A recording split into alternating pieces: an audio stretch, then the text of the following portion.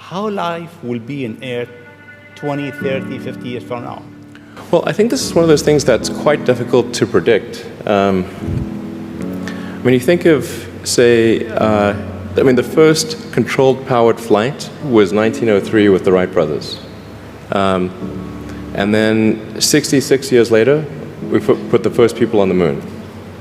I mean, that, if you'd ask people, say in 1900, what are the odds of, man landing on the moon, they would have said, that's ridiculous. And if you try to talk to them about the internet, they would not even know what the heck what are you even talking about? Like, this sounds so crazy. But today, with a $100 device, you can video conference with anyone in the world, on the other side of the world. And if you have a Wi-Fi connection, it's basically free. Free to have an instant visual communication with anyone, or even with millions of people.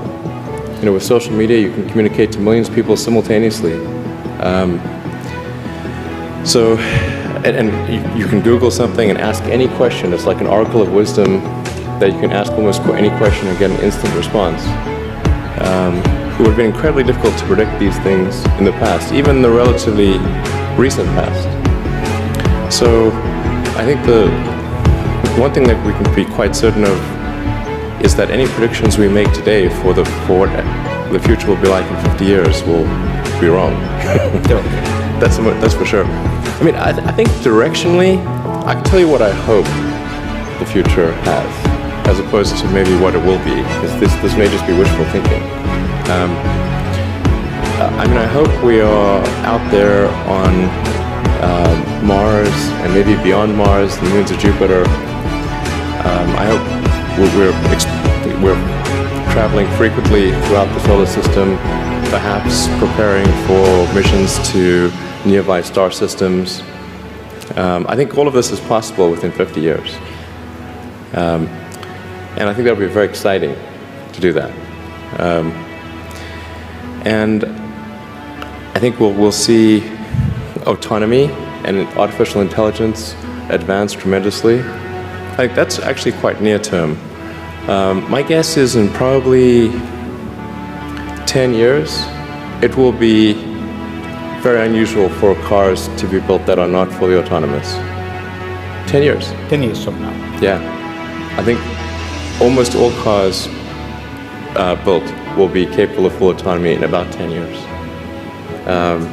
As it is, the Tesla cars that are made today have the sensor system necessary for full autonomy, and we think probably enough compute power to be safer than a person. So it's mostly just a question of developing the software and uploading the software. And if it turns out that that more compute power is needed, we can easily upgrade the computer. And so that's all Tesla's built since October of last year. And other manufacturers will follow and do the same thing. So getting in a car will be like getting in an elevator. You just tell it where you want to go, and it takes you there with extreme levels of safety. And that'll be normal. It'll just be normal. Like for elevators, there used to be elevator operators. You get in, there'd be a guy moving a lever. Now you just get in, you press the button, and that's taken for granted. So autonomy will be widespread.